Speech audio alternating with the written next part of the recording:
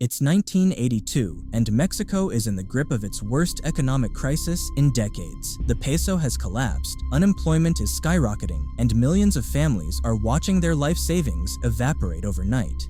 Banks are failing, businesses are closing, and the government is desperately selling off state-owned companies to raise cash. For most Mexicans, this was a disaster that would take years to recover from. But for one man, this crisis wasn't a catastrophe. It was the opportunity of a lifetime. Meet Carlos Slim Helú, a 42-year-old Lebanese-Mexican businessman who would use this moment of national desperation to build one of the most powerful monopolies in the world. Today, Slim controls how hundreds of millions of people across Latin America make phone calls, send texts, and access the internet. His empire spans from Mexico City to Buenos Aires.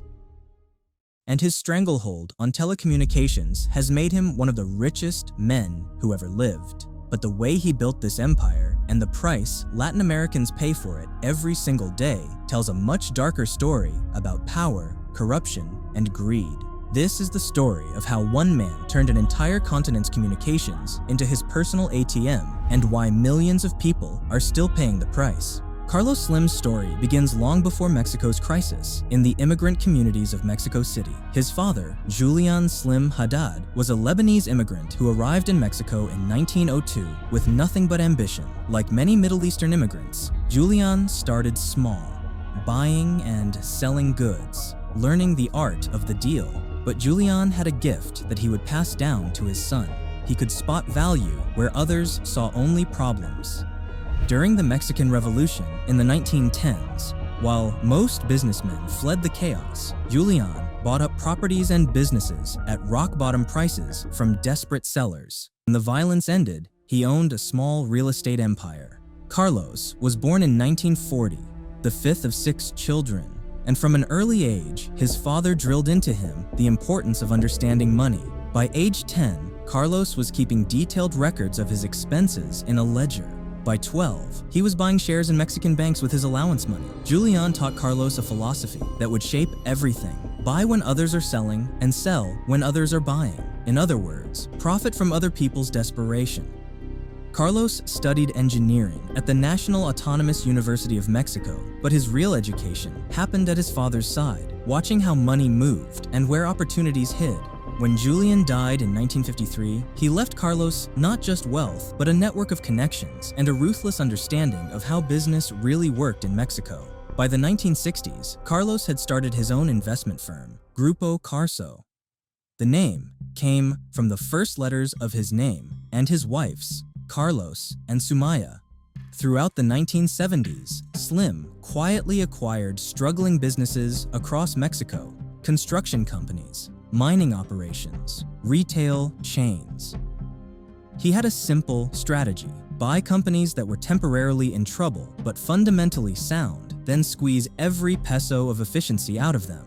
But Carlos Slim's real breakthrough would come when an entire country found itself in trouble. By 1982, Mexico was drowning in debt. The government had borrowed heavily in US dollars, betting that oil prices would stay high forever. When oil prices crashed and interest rates soared, Mexico couldn't pay its bills. The peso lost 60% of its value almost overnight.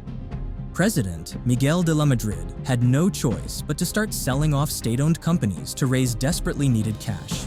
Everything was on the table: airlines, steel companies, hotels, and eventually, the crown jewel of Mexican telecommunications, Teléfonos de México, known as Telmex. Telmex was Mexico's telephone monopoly, and it was a mess. The government had run it into the ground with poor management and political interference. Phone lines were unreliable, waiting times for new connections could stretch for years, and international calls were a luxury few could afford. But Carlos Slim saw something others missed. While politicians focused on Telmex's problems, Slim saw its potential. Mexico was a country of 80 million people with one of the lowest telephone penetration rates in the world. That didn't mean there was no demand for phones. It meant there was enormous, unmet demand. Most investors stayed away from Telmex because they saw a broken company.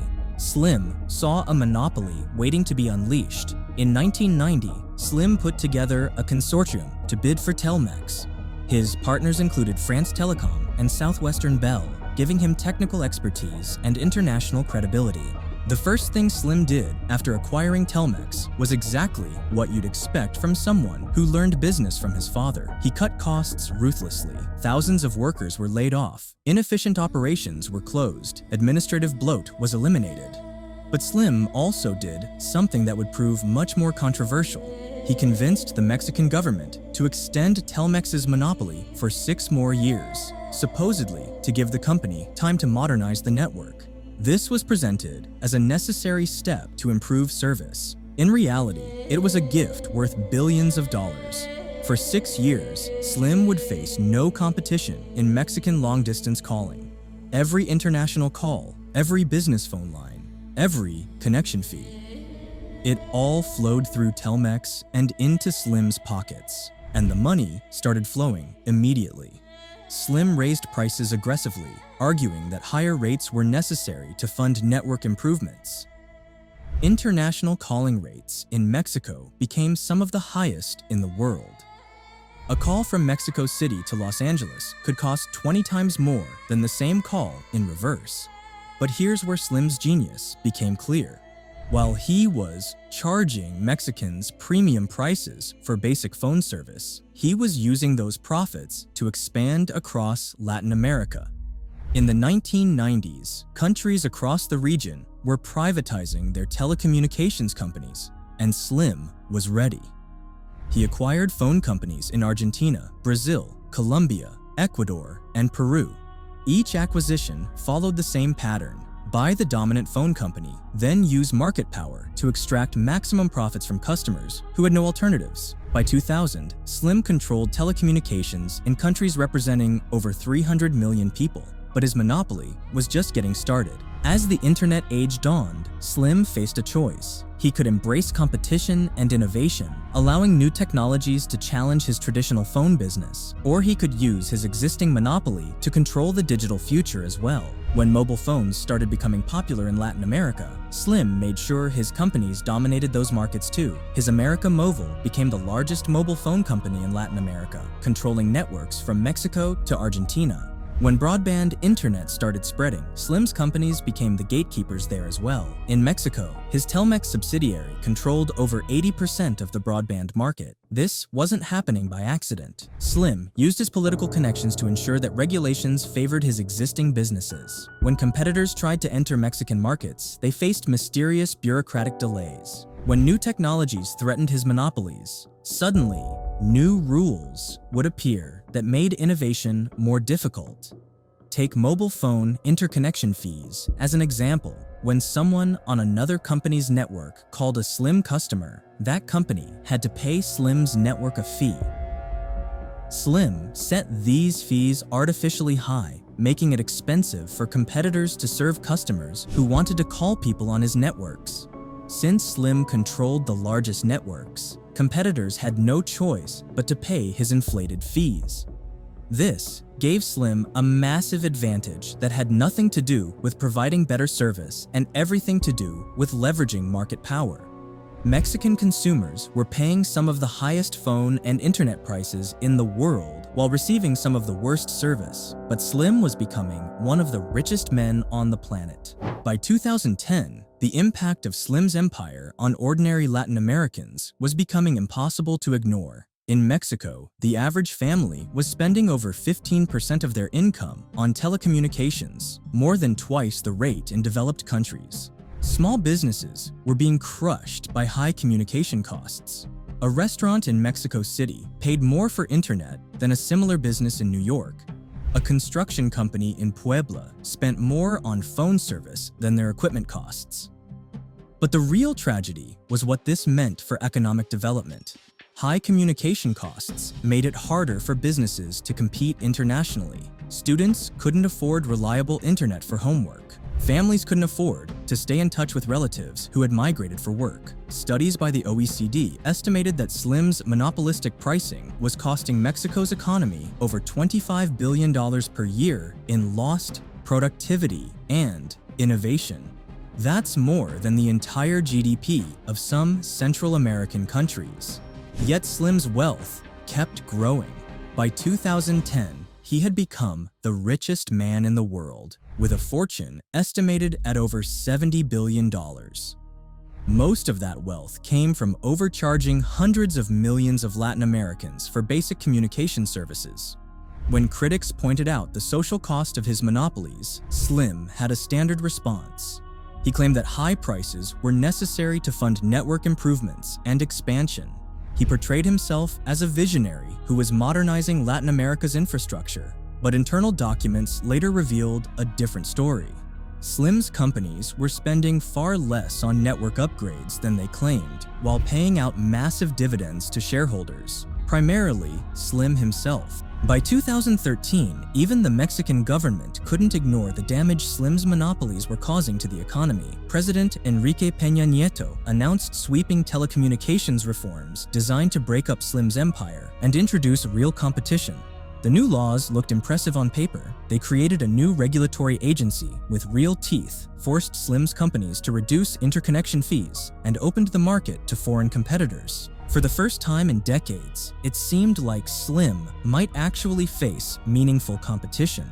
But Slim hadn't built his empire by backing down from fights. He had something more powerful than any regulation, an army of lawyers and lobbyists who knew exactly how to turn government initiatives into business opportunities. Slim's legal team immediately challenged every aspect of the new regulations in court. They filed hundreds of lawsuits, claiming the reforms violated property rights, constitutional principles, and international trade agreements. Mexican courts, many staffed by judges who had grown up in a system where Slim's influence was pervasive, often ruled in his favor. Meanwhile, Slim's companies began a sophisticated campaign to undermine the reforms from within. They hired former government officials as consultants. They funded think tanks that produced studies questioning the benefits of competition. They even created AstroTurf consumer groups that claimed to support Slim's monopolies. When AT&T tried to enter the Mexican market as a major competitor, they faced a maze of regulatory obstacles that mysteriously appeared overnight. Permits were delayed. Technical standards were changed without notice. Local partnerships that had seemed solid suddenly fell apart. The message was clear. Carlos Slim had spent decades building relationships and systems of influence that couldn't be dismantled by a simple change in the law. América Móvil still controls the majority of mobile phone customers across Latin America. Telmex still dominates fixed line and broadband service in Mexico. Slim has made some tactical concessions, reducing market share in a few countries, spinning off some non-core businesses, allowing limited competition in certain segments. But the fundamental structure of his empire remains unchanged. His net worth has fluctuated with market conditions, but he consistently ranks among the world's richest people.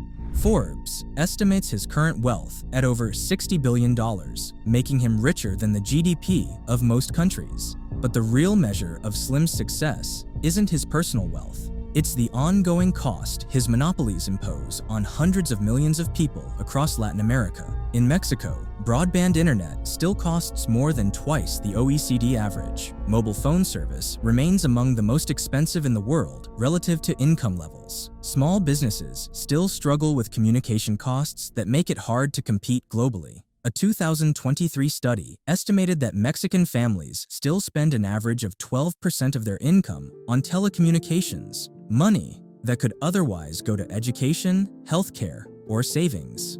Meanwhile, Slim continues to expand his influence in new directions. His Grupo Carso has major investments in construction, mining, retail, and real estate across Latin America. His financial services companies provide credit and banking to millions of customers. His construction companies build the infrastructure that governments need. It's a vertically integrated empire where Slim profits from both the problems and the solutions. In rare interviews, Slim has been remarkably open about his business philosophy. He frequently quotes his father's advice, buy when everyone else is selling. But he's also articulated a broader worldview that helps explain how he's maintained his empire for so long. Slim genuinely believes that concentration of wealth and power is natural and beneficial. He argues that successful business people, like himself, are society's most efficient allocators of resources. In his view, his monopolies aren't exploitation. They're examples of superior management creating value. This philosophy allows Slim to see himself as a benefactor rather than a predator. When he charges high prices for telecommunications, he's not exploiting customers. He's funding the investments needed to improve service. When he uses political influence to block competitors, he's not stifling innovation. He's protecting efficient operations from destructive competition. It's a worldview that transforms every criticism into vindication and every abuse of power into evidence of superior vision. But perhaps most importantly, Slim has never seen his business empire as separate from his broader influence in society. His charitable foundation operates schools and museums across Mexico. His investments support thousands of jobs. His political relationships ensure that government policies align with his business interests. This integration of economic, political, and social power makes Slim's empire incredibly difficult to challenge. Attack his business practices, and you're attacking Mexican jobs. Question his political influence, and you're undermining social programs. Challenge his monopolies, and you're threatening economic stability. Carlos Slim's empire represents something larger than just one man's business success. It's a case study in how monopoly power, once established, can become self-reinforcing and nearly impossible to break. The telecommunications networks that connect Latin America could have been tools of liberation, allowing people to access information, build businesses, and connect with the wider world. Instead, they became tools of extraction, channeling wealth from hundreds of millions of ordinary people into the accounts of one extraordinary monopolist. And Carlos Slim, now in his 80s, remains one of the richest and most powerful people on Earth, the king of an empire built on the simple principle that when others have no choice, you can charge whatever you want. If you want to understand how modern monopolies really work and why they're so hard to break up, the story of Carlos Slim's telecommunications empire is the perfect place to start. It shows how patient capital, political connections, and strategic vision can transform temporary opportunities into permanent advantages. And if you enjoyed this deep dive into the dark side of business empires, click here to watch that next, and I'll see you there.